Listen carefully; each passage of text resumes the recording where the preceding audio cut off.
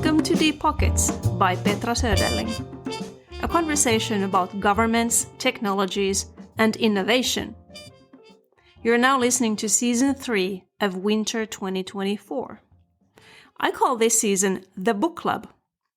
In March 2023, I published my own book, Governments and Innovation, The Economic Developer's Guide to Our Future, which is available in Amazon in paperback, hardcover, and as a Kindle ebook. It's now time to look at some other great books out there that discuss the same theme: how publicly funded technologies turn into privately run innovation, and what happens after that. Our theme song is by New Orleans jazz icon Leroy Jones. Deep Pockets works in cooperation with Studio Aguse, a boutique recording studio in south of France for audiobooks, podcasts, and music.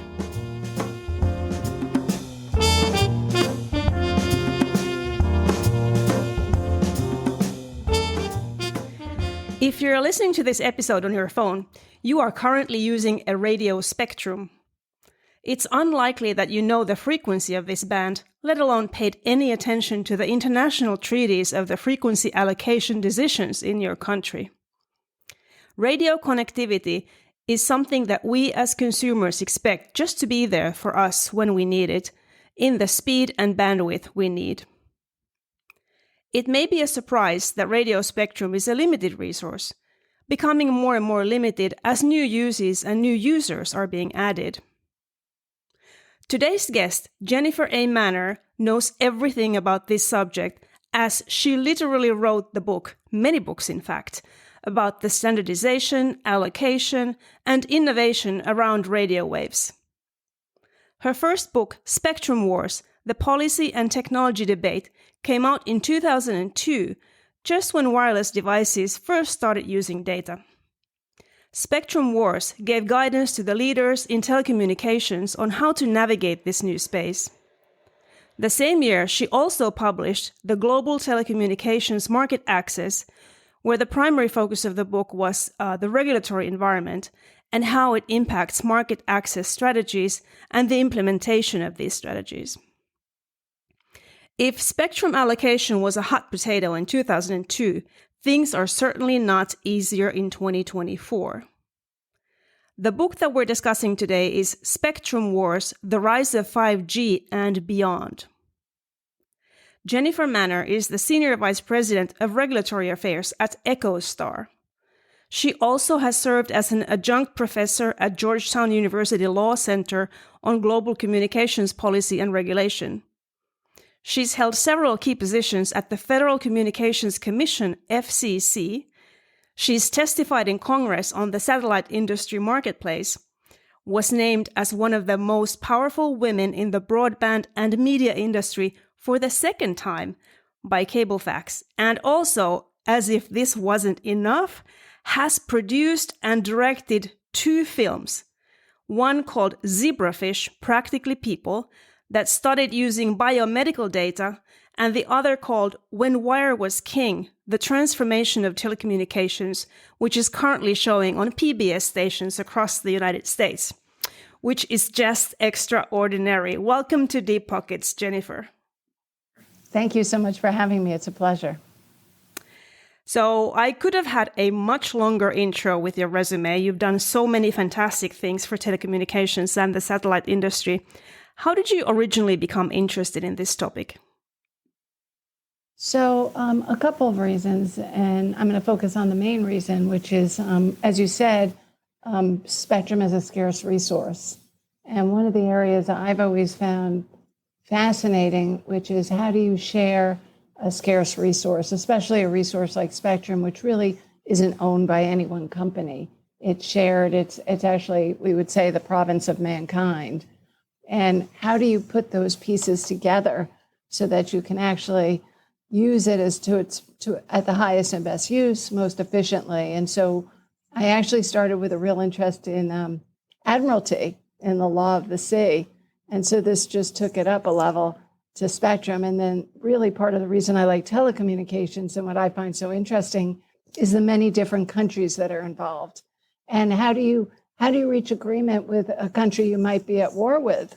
And we just saw that at the last World Radio Conference, which was held late last year in Dubai, where you had Israel, you had Palestine, you had Russia, you had Ukraine, all working together to figure out how to share this very important resource. So I think it's fascinating. I think it's constantly changing. It's political, it's technical, it's economic, it's social. It has so many different avenues that I find it really interesting. I love it. Yep. We actually met at a satellite conference a couple of years ago already, and that's when I first read your book when it came out in 2022. And I even used the book as a resource for examples how governments can influence the private industry when I was writing my own book. When we met, you were just finishing the book and also directing the movie When Wire Was King at the same time. Most people can hardly write a LinkedIn post, so how are you doing it all? So I have good genetics, and that my parents were both fairly fast, especially my father people.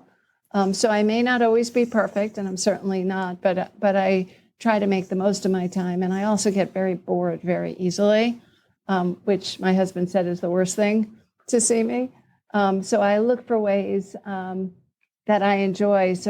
And I love telling stories. So one of the reasons I actually wrote my first book, Global Telecommunications Market Access, was I felt I had something to say. I'd been teaching for several years then, and I wanted to start to lay out, how I think what would be helpful for people based on the stories I've lived. And then the first Spectrum Wars did that. And really, I'd done some articles over a period of time between the last book and the most recent book on Spectrum.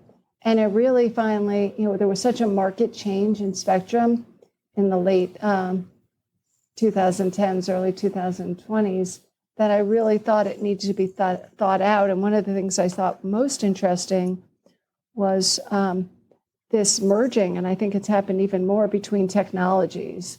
And so it was very important for me to tell that. Zebrafish was a little different in that I became obsessed that a number of governments were looking at ending competition and looking at encouraging governments providing telecommunications. And I had lived through, when I worked at MCI, really the creation of competition in telecommunications. And I saw so many changes and so many benefits. And I decided I was going to write this oral history. Well, it turns out I can't write an oral history. So I said, I have to make a movie. And I didn't know how to make a movie. My husband is a scientist who works on the model animal zebrafish. So that's how Zebrafish was born. It was a short film. And that really taught me what I felt was enough to make the longer film. When Wire Was King is actually 1 hour and 24 minutes. So I could really put together the story of competition. And I wanted to tell it globally, but 1 hour and 24 minutes isn't much time. So we focused in this film on the United States market and really the benefits it's brought, but also the challenges, things that we may never have thought of back in the 70s, 80s, privacy, security. There's so many issues. The importance of telecommunications in terms of work and social, political means. So part of it really is that I feel I have a story to tell and I want to get it out there. So that really gives me the incentives. As a fellow telecommunications veteran and a woman, I really appreciate that. Thanks. Let's go into the book then. It's obviously, probably to everyone, how the situation in 2022 was different as compared to 2002. But could you still summarize to the audience specifically what's going on in radio spectrum? And in more specifically, I'm staring at a U.S. Department of Transportation poster that's called United States Frequency Allocations, the Radio Spectrum. It's a colorful poster that shows all of the kilo, mega, and gigahertz, who the spectrum is allocated to. For example, you have radio amateurs, mobile satellite, fixed mobile, there's TV, AM, FM radio broadcasting, and so on. And there's only one white spot that's not allocated for any use, and that's the very lowest and slowest part, which is between 3 and 9 kilohertz. Can you explain to us how this pretty colorful image is created? who decides who gets to have slices of this pie, or maybe actually better description would be a layer cake? So I like the layer cakes analogy. Governments control the chart, but as I said at the beginning, spectrum is the province of mankind, so it's shared. So it starts in an organization called the International Telecommunications Union, which was formed in the late 1800s and has a sector of it called the radio communication sector. But I do want to point out before that, before this was formed, the events that led to the formation, there were really two significant events. One was the Titanic, and I'm sure we've all seen the Leo DiCaprio movie. But what it doesn't show very well is that a big reason that people weren't saved was they were calling for SOS over the radio on the ship, and there was interference from all these other ships talking. So no one heard their distress call for quite some time. So there was a recognition after that you needed to address that issue and somehow manage the spectrum resource. The second issue was, and I always get the king's name, so hopefully he forgives me, but I believe it's King Frederick, was coming back from a visit with the U.S. president, and he tried to call back to say thank you. And once again, there was too much interference to get a line. So the first real steps at managing the spectrum wasn't domestically anywhere that I know of. It was really on the international level at the ITU. And remember, there were very few uses. You had, maritime uses, you had some other uses, but they were minimal. And what happened at the ITU ultimately was there was an agreement that this would be done by treaty. So there's actually a treaty negotiated every 4 years at something called World Radio Conferences.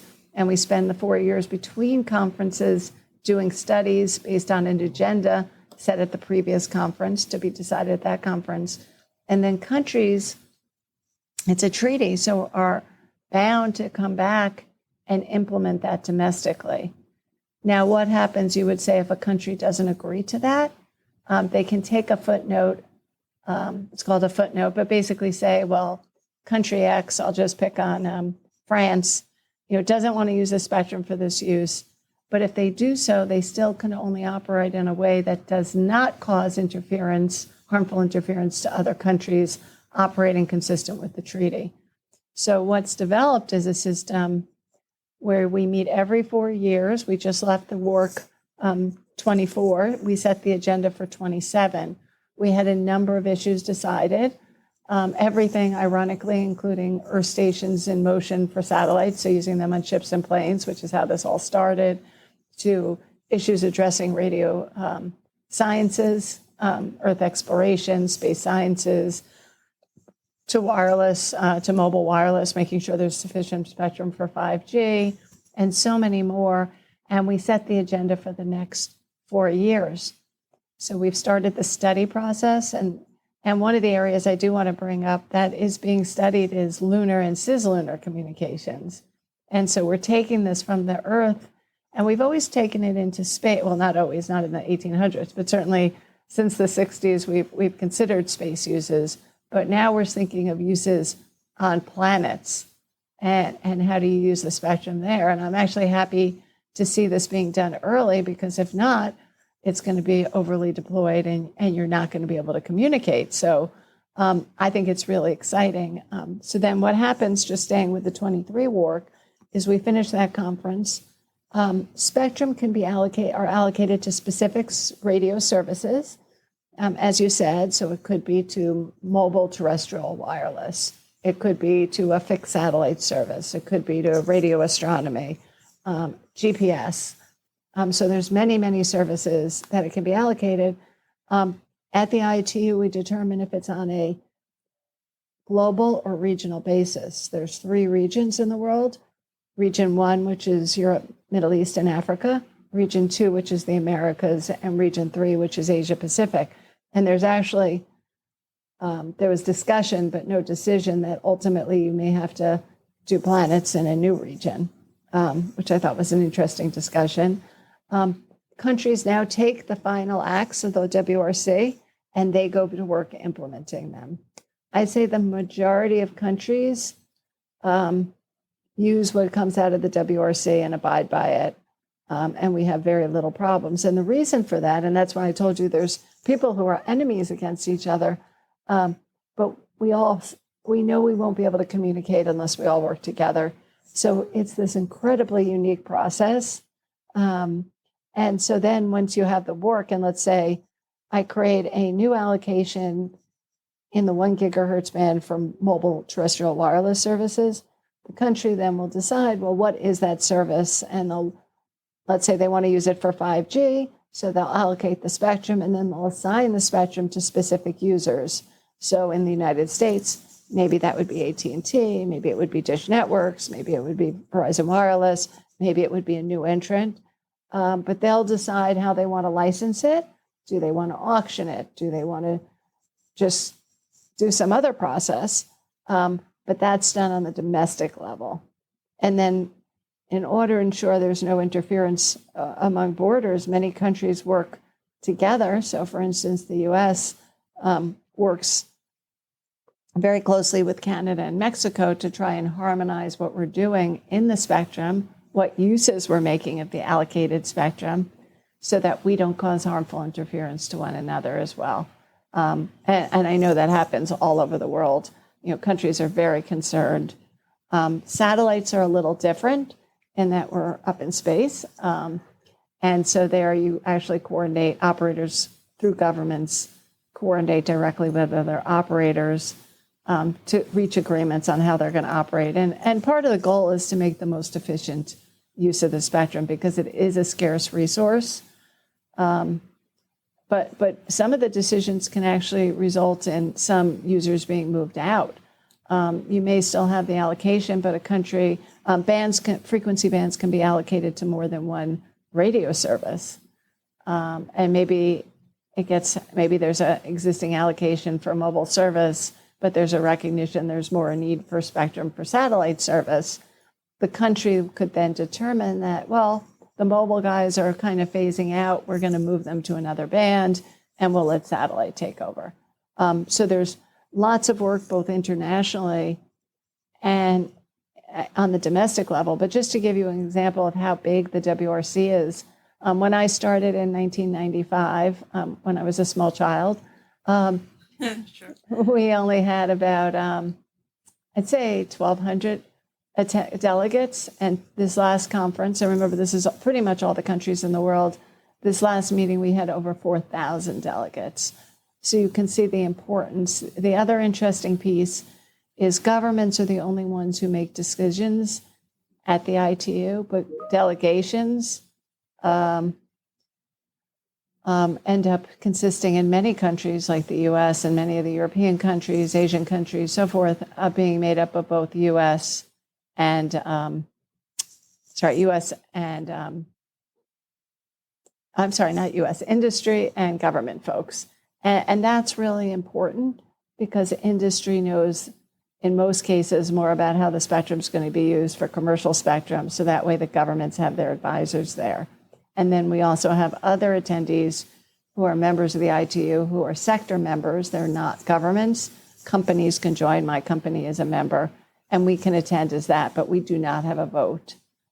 So it's really driven by governments, but you want to have your experts there to advise people on what the real implications. Okay, thanks. To build on that use, so within here on Earth, not the interplanetary communications, within the mobile or satellite-based broadband, what are the most pressing use cases that demand more and more bandwidth? You mentioned it's a scarce resource. Is it commercial, maybe IoT, smart city with autonomous traffic, or is it just us regular consumers moving into doing telehealth post-COVID and consuming more and more data on our phones? What is it? So I think 5G and now 6G are very important. But the piece that I found really interesting at the conference was the recognition, which is what I started to talk about when my book was written. And I actually got a lot of pushback from the editor, ironically. Oh, no, satellite's not going to be, you're not going to have these, UAVs aren't going to have the sort of impact. And what you really saw was this convergence. And so I think it's based on the fact that communications are seen by the users as communications. Most people don't care. They want to have a small device that they can get everything on wherever they are. And so I think that's driving a lot of it, is that you're no longer looking, and you want to be mobile as well as fixed. You want to be able to make sure you have communications, whether you're on a boat or an airplane. If you look at most of the airlines now have internet on board. So it's certainly broadband or wideband. You want video, you want access to the web, you want, it's what consumers want, and businesses, right? I mean, it's the same things. So I'd say that's a huge driver. Even more, and of course IoT is very important, but you don't need a different allocation for that because you can use the same spectrum. So that's a use of the spectrum. So what we're really focused on is, what do we create in terms of spectrum availability to meet these needs? And one of the really interesting subjects at this WRC, which is on the next agenda, is something we're calling supplementary coverage by space. And that's the idea that your cell phone or any device can have both terrestrial and satellite coverage. And because you are going to go out of coverage of the terrestrial network, even in the best, even in Europe, which has unbelievable terrestrial coverage, there's still portions that are uncovered. There could be an emergency. And so I want access wherever I go, and I want access in a single device that I can buy commercially. And so one of the agenda items we're looking at in 27 is what should be the regulatory regime for this.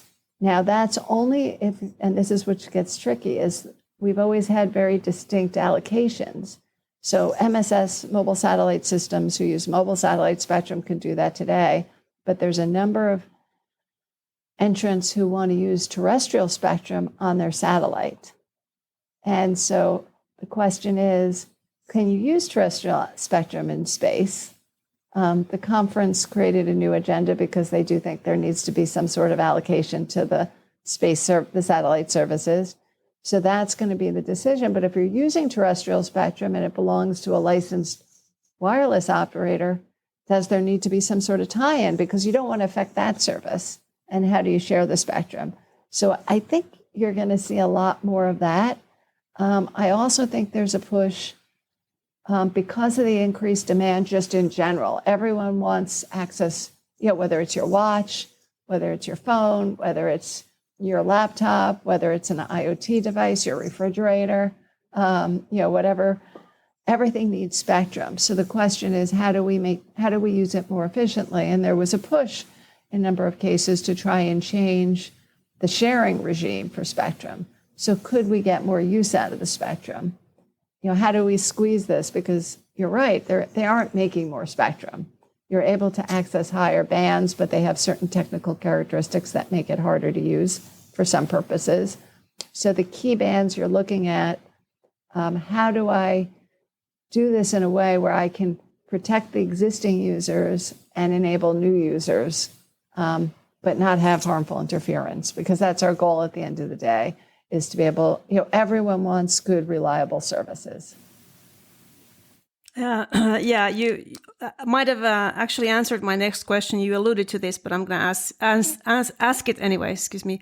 So I'm still looking at this colorful poster that depicts the U.S., how the U.S. is using the allocated frequencies, and it is a very crowded crowded place. You talk in your book about some ways to enable additional spectrum for the use of 5G, and in the future, additional spectrum for the use of 6G, I'm assuming. So can you expand on how this is possible? Sure, and I'll give you an example. There's something called the CBRS. It's a band in the United States that actually, it's in the 3 gigahertz range, and it had operations for U.S. government radars in ports of the band. It had operations for fixed satellite large antennas, those antennas that you see that are 8-10 meters, so very large antennas. And there was a view that wasn't the most efficient use of the spectrum, and you could come up with some sharing scenarios. So what the U.S. did, I thought it was very clever. They came up with a regime where you allowed users to share the spectrum with these operators, with the existing satellite operators who are providing important service. And of course, I'm American, so our Department of Defense always does things for important reasons. And how do you operate to protect them? So one, in some cases, you can't operate in certain areas because of existing uses. And also as you get farther away, the use may be more limited. So we offered in the United States different types of licenses in the middle of the country where you weren't using these radars and where maybe you didn't have the earth stations in that area, and you got a lot of rights. You got an exclusive right. But we created some shared bands where you didn't have the absolute right to non-interference, but that was a risk you would take. So you can do this, and unlicensed use of spectrum is a really good a way to show this too, because if you think about it, most Wi-Fi is in unlicensed bands, which means many users can operate as long as they follow the rules that tells you how to operate. And that's a great way to increase efficiency. This supplemental coverage I told you is another very good way to increase efficiency of spectrum, because all of a sudden, the truth is terrestrial mobile operators tend not to operate in the most rural portions of their service areas. And so if satellite operators can operate there and use the spectrum, then that's a really nice use of that spectrum as opposed to it laying fallow. So these are the sorts of what I'd say clever ways we have to think about. I also think we'll end up with more databases that will be able to, as AI becomes more pervasive, that will be able to tell, control, could you have two different operations? Where it gets really hard is where you have two widely deployed services. So for instance, my company provides satellite broadband to a number of homes in an area, and you've got mobile wireless providing satellite service, wireless service in a number of places. How do you coordinate that, and can that be done through AI or another process that's not been proven yet, to be commercially acceptable at least? There's certainly test cases, but that's kind of nirvana, which is, can you get to a point where you can really share it? And part of it too is, spectrum's an asset. So our companies who bought spectrum in auction, are they going to want to share? They bought it expecting exclusive use. So what else has to change to enable this? And there's still a fear whether these systems really work. So I think it's early, but I think we're heading to a place where we're going to see changes. I actually was surprised at this World Radio Conference. I thought there was going to be a movement to do away with different allocations for the different radio services. There was not, but I would be surprised, and I think the technology is still fairly nascent, but I wouldn't be surprised in the next couple of conferences that we start seeing studies on that. And that would be a dramatic change because it would change the whole regulatory regime surrounding it as well. At the end of the book, you have a chapter called Achieving Global Harmonization. I always try to end these podcasts in a positive remark. So how does global harmonization look like for someone who works in the satellite communications industry? Because down here on Earth, some might say things are not moving towards harmonization if you think of geopolitical unrest that's going on. Are we making any progress with international spectrum management in that regard? Yes, on a positive note. I think it's even better than it was when I wrote my first book. And that's largely because businesses rely on economies of scale. And so if I can use my same device, my Apple, my Android, I'm an Android user, if I can sell it if I can use that as a wireless provider, if those are being used everywhere in the world, the price in the same frequency bands, the price to make that device goes down dramatically. Because as opposed to 10 million devices, I'm making 60 million. And that's a benefit to consumers. It's certainly a goal. And what we're seeing not just at the ITU, but also in the harmonization process, the standardization process, which is done primarily through a group called 3GPP, which is the third generation partnership, which created our first standards for 3G. We're in the finalizing our 5G standards, and then we'll move to 6G, is that it's no longer just for mobile wireless operators. Satellite operators are incredibly active. Drones, balloons, unmanned vehicles, those folks are active. You have all these different users who are participating and see a benefit. And some of the industries, the satellite industry is a good example, have always had proprietary standards because it made economic sense. But now there's a recognition. There's a lot more customers if I can get equipment out to everyone and everyone can use it. And so the supplementary coverage I talked about is a good example there because you're putting in satellite chipsets with terrestrial chipsets and you're going to have a single device. So they have to be standards that allow you to interoperate and integrate into a single device. I think it's really exciting. We're not seeing like we did in the 1990s one time, the European Union sent a letter to the US because they chose to not use a wireless band, I want to say for 3G, but it could have even been for 2G. Using the 2G standards, they wanted to use it for something called PCS, which was another type of mobile wireless. And the EU actually sent a letter to the United States saying they were violating the IT rules. Europe thought it was very important that we had harmonized standards. And at that point, the United States, and I'm a fan of this too, didn't want to pick technology. And so what I think you're also seeing is an evolution in the rules where countries don't necessarily say you need to use XYZ technology, but we allow it. And I think this is great progress. You allow the operators, as long as they meet the technical requirements, the interference requirements, non-interference requirements, they can use whatever technology they want. And because of that, most people are falling back to standards because it makes sense from an economic perspective. That's Jennifer A. Manner. The book is Spectrum Wars, The Rise of 5G and Beyond. Available on Amazon as a Kindle ebook and a hardcover. Thank you for visiting Deep Pockets. Thank you so much.